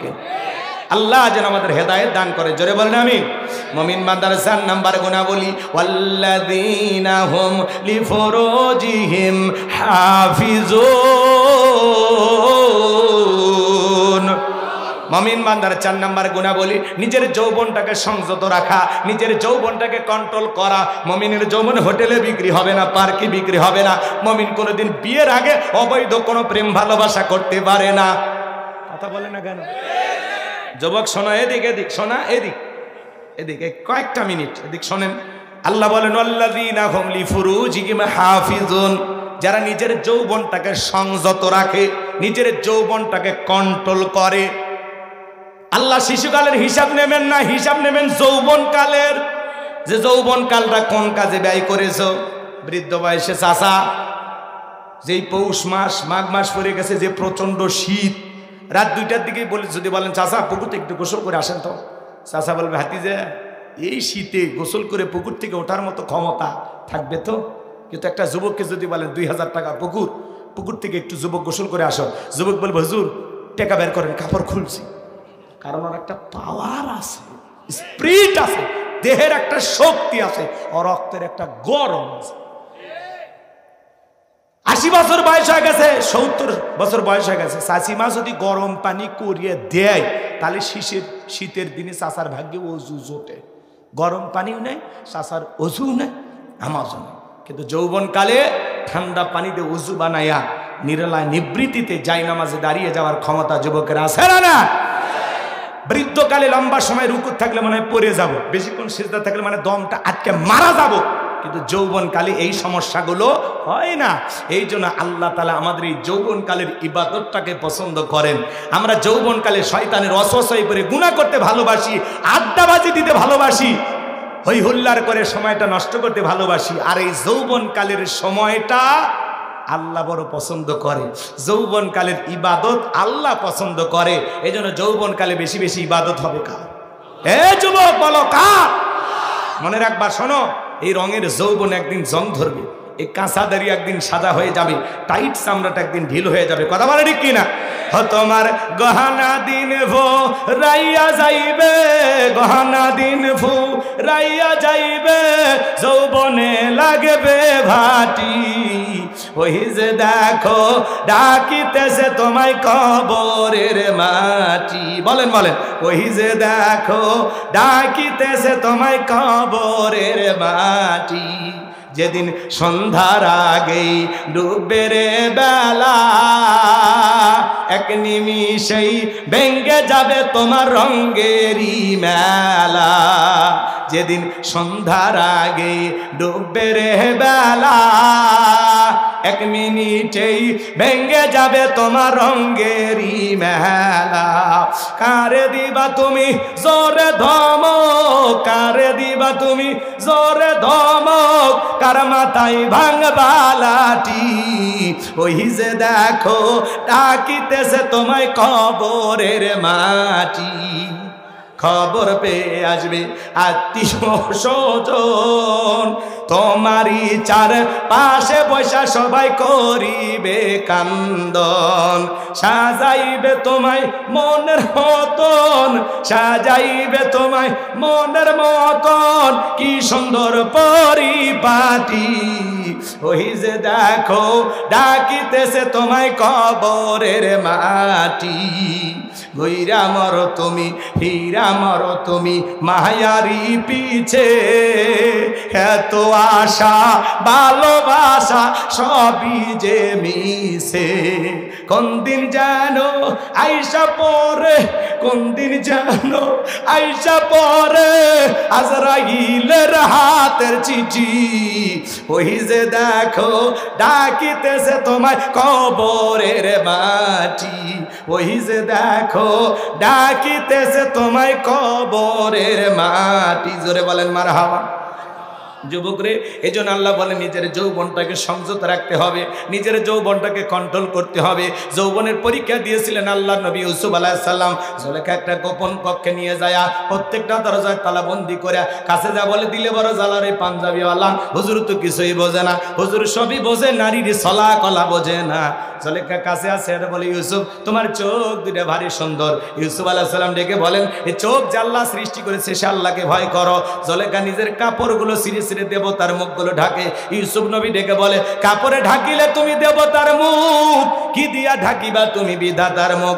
যুবক রে, গোপন কক্ষে ইউসুফ নবী আর জুলেখা ছাড়া দুনিয়ার কেউ নাই। এরকম চান্স যদি তুমি পাও কি করবা? বলে হুজুর মুখে না নি, তাই নাকি? দেখো যৌবনের পরীক্ষা কেমন দিয়েছিলেন ইউসুফ আলাইহিস সালাম। শয়তানের চতুর্দিকে ফাঁদ পাতা থাকবে, কিন্তু ওই ফাঁদে পা দেয়া যাবে। শোনো শোনো শোনো, এইবার আল্লাহ নবী ইউসুফ আলাইহিস সালাম আল্লাহকে ডাক দিয়ে বলে, আল্লাহ। ইউসুফ আলাইহিস সালামের অন্তরে কার ভয়? ইন্না খাফুল্লাহ, অন্তরে আল্লাহর ভয়। আল্লাহকে ডেকে বলেন, আল্লাহ, জুলেখার মনের অবস্থা আমি বুঝতে পেরেছি। নিজের ইজ্জতকে বাঁচানোর জন্য সামনের দিকে দৌড় মারার দায়িত্ব আমার, আর আপনার কুদরত থেকে তালা খুলে দেওয়ার দায়িত্ব আপনার। ইউসুফ আলাইহিস সালাম আল্লাহর উপরে তাওয়াক্কুল করে আল্লাহ তাআলাকে স্মরণ করলেন বিপদে পড়ে। ফাযকুরুনি আযকুরুকুম ওয়াশকুরুলি ওয়ালা তাকফুরুন, তোমরা আমারে স্মরণ করো, আমি আল্লাহ তোমাদেরকে স্মরণ করব। কৃতজ্ঞতা প্রকাশ করো, কৃতজ্ঞ হইও না। আল্লাহ নবী ইউসুফ আলাইহিস সালাম আল্লাহকে স্মরণ করে যখন নিজের ইজ্জতকে বাঁচানোর জন্য আল্লাহর প্রতি তাওয়াক্কুল করে, আল্লাহর উপরে ভরসা করে নিজের ইজ্জতকে বাঁচানোর জন্য দৌড় মারলেন, আল্লাহর কুদরত থেকে প্রত্যেকটা দরজার তালা আল্লাহ খুলে দিলেন। বলুন সুবহানাল্লাহ। শেষ দরজায় জুলেখা পিছন থেকে মারছে থাবা। ইউসুফ নবীর জামা ছিঁড়ে গেছে। ইউসুফ নবী বলে, জামা ছিঁড়ে যায়, যাক ইজ্জত দেওয়া যাবে না।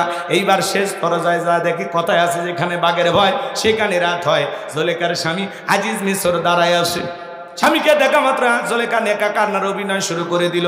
দেখেন না আমাদের সমাজে মহিলারা নেকা কান্নার অভিনয় করে, কথা বলার আগে কান্দা দিয়ে বলে আমার কেউ নাই, অনেকের বউ কথা বলার আগে কান্দা দেয়, চোখে পানি লাগাই থাকে, কান্নাকাটি করে যা বলে আমরা মনে করি মেয়ে যা বলতেছে সব সত্য, ছেলের মনে হয় সব দোষ, মেয়ে মনে হয় কিচ্ছু বোঝে না, মেয়ে ফিডার খায়।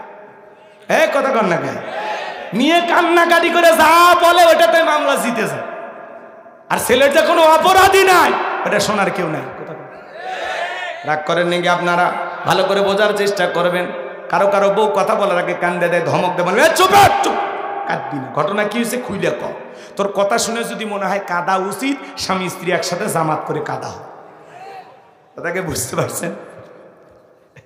অনেকের বউ আছে না ভাই, কথা বলার আগে কান্দে দেয়, চোখে মনে মোটর বসা রাখছে, টিপ দেওয়া হয় না, আছে না নাই? যে মহিলা যত কাঁদবে তার ভিতরে তত ভেজাল আছে। আমার ভাইয়েরা জুলেখা নেকা কান্নার অভিনয় কইরা দেখে বলে ইউসুফকে ছেলের মতো দেখতাম, আজকে সুযোগ পায় আমার ইজ্জতের দিকে হাত বাড়াইছে, আরেকটু দেরি হয়ে গেলে সর্বনাশ হয়ে যেত। এই কথা বলে ইউসুফ নবীকে 1 নয় 2 নয় 9.5 বছর মিথ্যা দর্শনের আসামি বানায় জেলখানায় বন্দী করেছিল। আজও পৃথিবীর জমিনে আলেমদেরকে মিথ্যা দর্শনের আসামি বানায়া জেলখানায় বন্দী করবে যারা, এ যুগের ডিজিটাল জুলেখা তারা। না, আমার কথার একটু মনোযোগ দিয়ে শোনো। পুলিশে ধরলে বাঁচবা, র্যাবে ধরলে বাঁচবা, কিন্তু কোন নারীর ছলনার ফাঁদে, মায়ার জালে, রূপের জালে, মিষ্টি কথার ফাঁদে একবার যদি পাটা আটকে যায়, ফান্দে পড়িয়া বগা কান্দে রে, সারা জীবন কেঁদেও ওই কাল নাগিনীর বিষাক্ত সবল থেকে তোমরা বাঁচতে পারবা না। ওরা ছেলেদের ভালোবাসে না, ওরা ছেলেদের মন নিয়ে ব্যবসা বাণিজ্য করে। যে যত দামি গিফট করে তারে তত বেশি ভালোবাসে। এজন্য বিয়ের আগে কোনো অবৈধ প্রেম ভালোবাসা করা যাবে না, জায়েজ নাই, হারাম হারাম হারাম। কথা কয় না, পাকামো করো না। ছোট ছোট বাচ্চা 20 বছর বয়স হনি বাড়ির যাক, আব্বা উত্তর পারলা কি আমি কথা দিয়েছি, রাজি দেখলে 1 সাবন না হলে 2 সাবন। পিতা মাতা রাজি হয় না, পালিয়ে যা বিয়ে কর। 3 মাস পরে ভালোবাসার আল্লাহ ভাঙে পালিয়ে গেছে। যেন যুবক, মা বাবার মনে কষ্ট দিয়ে পিতা মাতার অবাধ্য হয়ে পালিয়ে যারা বিয়ে করবে, এরা জীবনে কখনো সুখী হতে পারবে না। মা বাবার চোখের পানি ঝরায় সুখী হইবা? আগল ছেলে কোথাকার, ভালো হয়ে যাও। পিতা মাতা দোয়া করে বিয়ে দিবে যেখানে বরকত আছে, মুরব্বীদের দোয়া আছে যেখানে বরকত আছে। যেই বিয়েতে মা বাবারই দোয়া নাই, মা বাবার রাজি নাই, সেই বিয়ে নিয়ে জীবনে সুখী হইবা। আবেগে জীবন চলে না। আল্লাহ যেন আমাদের হেদায়েত দান করে। আজকে দাম্পত্য জীবনে সুখ নাই, শান্তি নেই, চতুর্দিকে অশান্তি। এই জন্য আল্লাহ বলেন আল্লাযীনা হুম লিফুরুজিহিম হাফিজুন, নিজের যৌবনটাকে কন্ট্রোল কর, নিজের যৌবনটাকে সংযত রাখো, নিজের যৌবনটা হেফাজত করো। মমিনের যৌবন হোটেলে পার্কে বিক্রি হয় না। তুমি কি মনে করো পার্কের সিপে একটা মেয়েকে নিয়ে যায় ফুল বাগানে বসে গল্প করতেছে, দুনিয়ার কেউ দেখে না? কথা বলে না কেন? কেউ না দেখলে একজন দেখেন, তিনি কি? তুমি কি মনে করো জঙ্গল প্রেম করার জন্য মঙ্গল জঙ্গলে কেউ দেখে না? তুমি কি মনে করো যুবক একা একাই যে মোবাইল, এই মোবাইল যুব সমাজের চরিত্র নষ্ট করছে আরো বেশি। মোবাইলের ওজন কম, কিন্তু মোবাইলের মাঝে পাপের ওজনটা অনেক বেশি। কথা বলেন? একা একা ঘরের দরজা লাগাইয়া কম্বলের ভিতরে ল্যাপের ভিতরে ঢুকে আছে না নাই? মা যখন দরজায় নক দেয়, রুবেল তোর ঘরে এখন আলো জ্বলে, বলে বাংলাদেশের স্বাধীনতার যুদ্ধ হয়েছে 1971, তখন পড়ার ভান করে। আবার চলে গেলে আবার মোবাইলে অনলাইনে ফ্রি ফায়ার, পাবজি, সাসাজি, ভাতিজি কত গেম আছে। কথা কয় না কেন? জুয়া, অনলাইনে জুয়া খেলে, বিপিএল আইপিএল বাজি ধরে। কথা বলেন? এই জন্য বিবাহের আগে ছেলে মেয়ের হাতে টাচ মোবাইল দিবেন না। আমি কি বলবো? রাগ করবেন না? দেশে মোবাইল আইছে, চিঠি বন্ধ হইয়াছে, দিওয়ানা বানাইছে, পোলা মায়ের মনের কথা ভাসে বাতাসে। ও দেখো পোলা পানের মন বাদা ফেসবুকে এখন, ও দেখো পোলা পানের মন বাদা ফেসবুকে এখন, মোবাইলে চ্যাটিং কইরা কাটায় সারাক্ষণ। এই মোবাইল পাইয়া দেখো মদনের মাইয়া, এই মোবাইল পাইয়া দেখো মহতনের মাইয়া কি কাণ্ড ঘটাইছে, স্বামী সংসার রাইখা নাকি পালাইয়া গেছে, সে যে স্বামী সন্তান রাইখা নাকি পলাইয়া গেছে। আছে না ভাই? 2 বাচ্চার মা 4 বাচ্চার মা পরকীয়া প্রেম করে স্বামী রাইখা সন্তান রাইখা আর একটা পুরুষের হাত ধরে পালিয়ে যায়। যে নারী স্বামী রাইখা সন্তান রাইখা আর একটা পর পুরুষের হাত ধরে পরকীয়া প্রেম করে পালিয়ে যায়, ওটা নারী না, ওটা পাশানি, ওটা ডাইনি, কাল লাগিনি, ওটা হলো নারী জাতির কলঙ্ক। কেমনি পারলি বোন?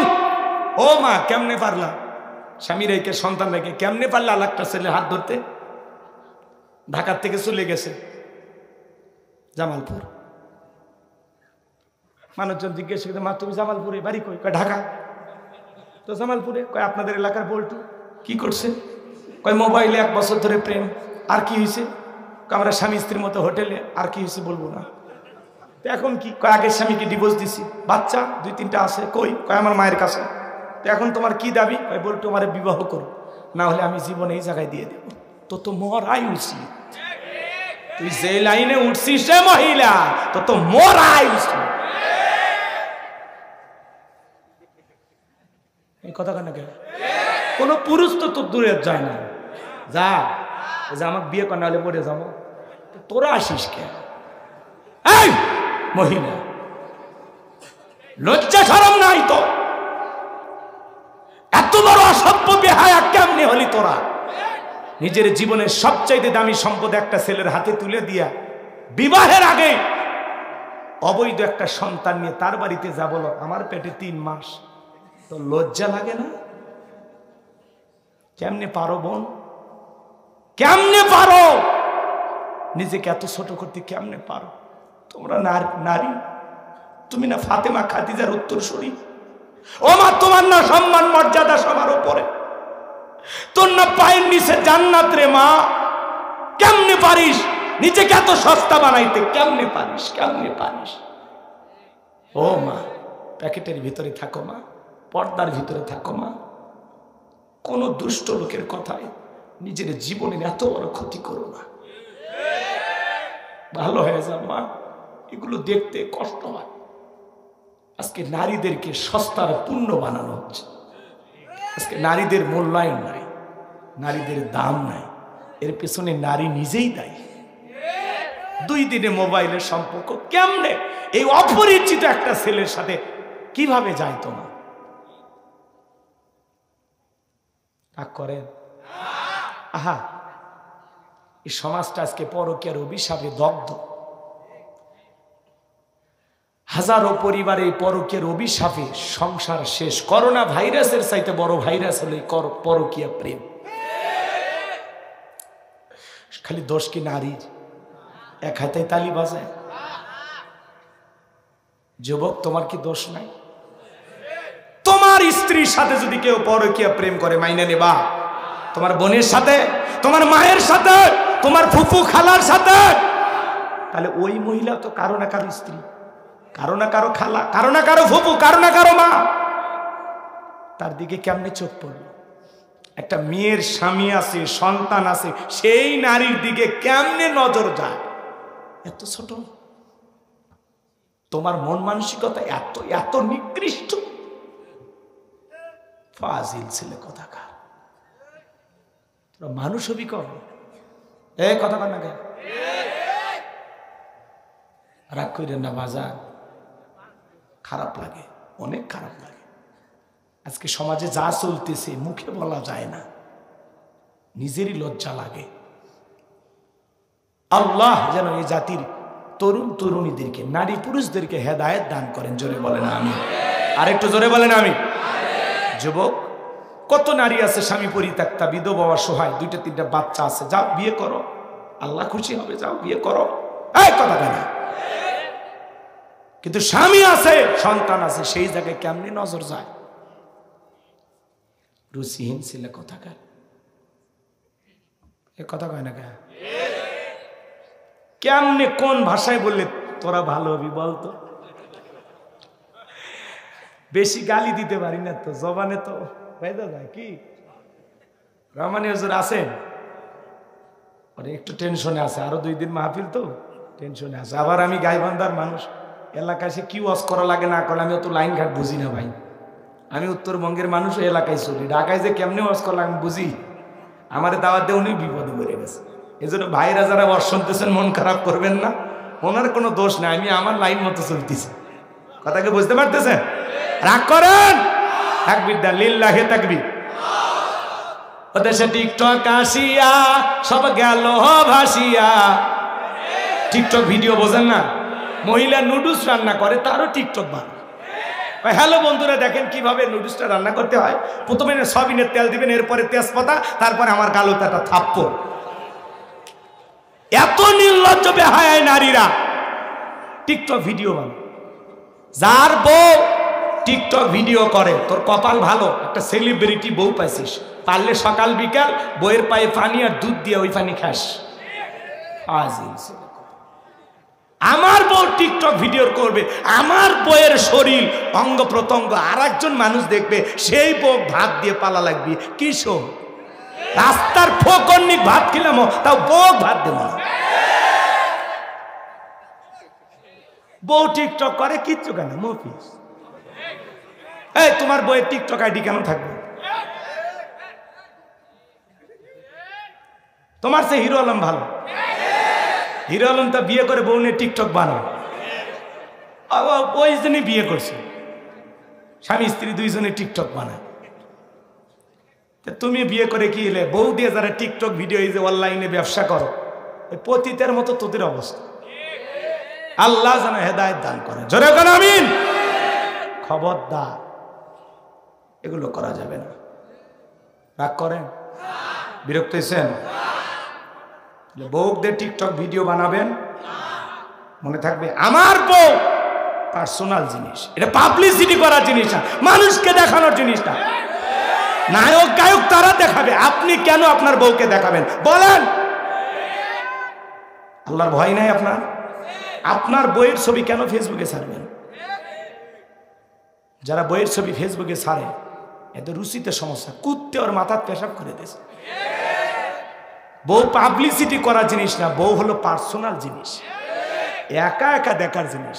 বইয়ের সব আদর ভালোবাসা রূপ সৌন্দর্য দেখার অধিকার শুধুমাত্র আমার। আর অনেকের বউ স্বামী ঘুমাইছে, মাথাতে একটু চুলটুল নাড়ে আর বলে স্বামী আমার কাছে দামি, পৃথিবীর সবচেয়ে দামি গহনা, স্বামী আমার বস, স্বামী আমার সব। পরে টিকটক ভিডিও বানান শেষ, লাত্তি মেরে কয় যা কন্টেন্ট তৈরি হয়ে গেছে। এক পিচ্চি বাচ্চা টিকটক বানাইছে, হাত তুলে বলে আল্লাহ আমারে 10 লাখ টাকা দিয়ে, আল্লাহ আল্লাহ আমারে 10 লাখ টাকা দিয়ে, আল্লাহ 5 লাখ টাকা আমি তোর রাস্তায় দান করবো। আল্লাহ আল্লাহ তোমার যদি বিশ্বাস না হয়, আল্লাহ তোমার 5 লাখ তুমি কেটে নিয়ে আমার 5 লাখ আমারে দে। বাচ্চারাও যে আপডেট হয়েছে ভাই, হিসাব সারা। ওদের সে টিকটক আসিয়া সব গেল ভাসিয়া, সিদ্দিক সোরা নায়ক হইছে আইডি খুলিয়া, হিরো আলম নায়ক হইছে আইডি খুলিয়া। এই মোবাইলে হাই কি জাদু আছে ভাই, পোলা পান বুঝাছে, পড়ালেখা তুইলা রাখছে সপ্তম আকাশে। এখন আর পড়াশোনা নাই, এখন ওয়াজ মাহফিলের মাইক বাজবে, এটা ওটা হবে, এটার নাকি পড়াশোনা ডিস্টার্ব হয়ে যাবে। তোমার ছেলে পড়ে, সারাদিন অনলাইনে ফেসবুকে পড়ে আছে, কথা বলেন না কেন? আল্লাহ যেন আমাদের হেদায়েত দান করেন, জোরে বলুন আমিন। তাহলে 4 নাম্বার আল্লাযীনা হুম লিফুরুজিহিম হাফিজুন, নিজের যৌবনটাকে সংযত রাখা, নিজের যৌবনটাকে কন্ট্রোল করা। তাহলে আল্লাহর ভয়ে যৌবনকালে ইবাদত করব কার? হযরত আলী রাদিয়াল্লাহু তাআলা বলেন তোমরা যৌবনের তাড়নায় গুনাহ করো, একদিন তোমাদের যৌবন থাকবে না, আমলনামায় গুনাহ ঠিকই লেখা থাকবে। যুবক রে, তুমি আমি যা করতেছি রং তামাশা সব কিন্তু লিপিবদ্ধ করা হচ্ছে। মুরব্বী চাচা যারা আছে ওরা বলতেছে ভাতিজা মনে আমাদেরকে ছাড় দিল না। চাচা এক সময় আপনারও 22 বছর 25 বছর বয়স ছিল, ওই যে সৈয়লা নৌকা চড়ে কাশফুলের ওই সাইটে চরের ভিতরে যা কি ভিডিও আছে না নাই? আল্লাহর ফেরেশতা কিন্তু ওই দিনের ইতিহাসও লিখে রাখছে। আমবাগান কলাবাগান যেখানে যা করেছেন বাজান, কারে নিয়ে ফ্যান্টাসি কিংডমে ঘুরেছিলেন সেই দিনের কথা মনে আছে? কমলাপুর রেল স্টেশনের পাশে যা বসেছিলেন, কথা কারণ সিনেমা হলে সিনেমা দেখেছেন, কি করেছেন না করেছেন, আপনার জীবনের প্রত্যেকটা কথা আপনার আমল নামার ডায়েরিতে লেখা আছে। এখনো সময় আছে নিজের পাপের কথা স্মরণ করে তওবা করে আল্লাহর কাছে ফিরে আসার দরকার আছে না না? মুমিন বান্দার 5 আর 6 নাম্বার গুণাবলী, ওয়াল্লাযীনা হুম লিআমানাতিহিম ওয়া আহদিহিম রাউন। 5 নাম্বার আমানত রক্ষা করাই, জীবনটা আমানত, ছেলে মেয়ে আমানত, স্ত্রী সন্তান আমানত, যৌবনটা আমানত, টাকা পয়সা সব আমানত। নেতার কাছে জনগণ হলো আমানত, বক্তার কাছে শ্রোতা আমানত, শিক্ষকের কাছে ছাত্র ছাত্রী আমানত। কথা বলেন ঠিক কিনা? 5 নাম্বার আমানত রক্ষা করা। 6 নাম্বার হলো ওয়াদা প্রতিশ্রুতি রক্ষা করা। মুমিন মুখে যা বলে অন্তরে তা বিশ্বাস করে, কাজে তা বাস্তবায়ন করে। মুমিন কোন এই ভাই বসেন, 5 মিনিটও লাগবে, বসেন, শেষ করে দিচ্ছি। রাগ করেন নাকি আপনারা? ভালো করে বুঝবেন। 6 নাম্বার ওয়াদা প্রতিশ্রুতি রক্ষা করা। মুখে যা বলবেন অন্তরে তা বিশ্বাস করবেন, কাজে তা বাস্তবায়ন করবেন। মুমিন কোনোদিন প্রতিশ্রুতি ভঙ্গকারী হতে পারে না। 7 নাম্বার হলো ওয়াল্লাযীনা হুম আলা সালাওয়াতিহিম ইউহাফিজুন, যারা যত্ন সহকারে সালাত আদায় করে। আসর পরে মাগরিব পর্যন্ত মসজিদে মন টাঙানো থাকে। যারা মাগরিব পরে এশা পর্যন্ত মসজিদে মন টাঙানো থাকে। 1 নাম্বার গুনাহ আল্লাহ সালাত দিয়ে শুরু করলেন, 7 নাম্বার সালাত দিয়ে শেষ করলেন। তাহলে সালাতের গুরুত্ব কম না বেশি? শুধু একা নামাজ পড়বেন, বিবিকেও নামাজি বানাইতে হবে, ছেলে মেয়েদেরকেও নামাজি বানাতে হবে। পৃথিবীর সফল বাবা তারা সন্তানের হাত ধরে মসজিদে নিয়ে যায়, যারা ছোট ছোট বাচ্চাদেরকে মসজিদমুখী বানাবেন। আজকের শিশু আগামীর বাংলাদেশ, ওরাই হবে ভবিষ্যৎ প্রজন্ম। ছোট বাচ্চাদের যদি মসজিদমুখী না বানাইতে পারেন, আপনার এই সন্তান ইয়া বাখর গাঁজাখোর নিশাখোর হবে। কথা বলেন ঠিক কিনা? এজন্য ছোট ছোট বাচ্চাদেরকে মসজিদমুখী বানাবেন। পারবেন তো ইনশাআল্লাহ? ছোট ছোট বাচ্চাদের হাত ধরে ধরে মসজিদে নিয়ে যাবেন। এ বাজান খবরদার অবহেলা করবেন না। আর অনেক মুরব্বী আছে ছোট বাচ্চা গেলে ধমক দেয়, খবরদার চাচা খারাপ ব্যবহার করবেন না। ছোট ছোট বাচ্চা অজু পারে না, অজু শিখায় দেবেন। নামাজে দাঁড়াইতে পারে না, শিখায় দেবেন। ছোট ছোট বাচ্চাদেরকে নামাজ শিখায় দেবেন। একদিন আপনি থাকবেন না, যে ছোট বাচ্চা যারে অজু শিখাইলেন, নামাজে ওঠা বসা শিখাইলেন, ওই ছোট্ট বাচ্চা আপনার জানাজায় যায় দোয়া করে বলবে, এই চাচা আমি আমারে নামাজ শিখাইছিল। এই জন্য খবরদার, ছোট বাচ্চা মসজিদে গেলে ধমক দেয়া যাবে? ধমক দেয়া যাবে? আল্লাহ আমাদের সঠিক বুঝদান। একটা পরিবারে 4 জন সদস্য সবাই যদি নামাজ পড়ে, ভালো লাগে না খারাপ লাগে? সূরা তাহরিমের 6 নম্বর আয়াতে আল্লাহ কি বলেছেন? হে ঈমানদারগণ, নিজেরও জাহান্নামের আগুন থেকে বাঁচো, তোমার হাল পরিবার পরিজন যারা আছে তাদেরকে জাহান্নামের আগুন থেকে বাঁচানোর চেষ্টা করো। কথা বলে ঠিক কি না?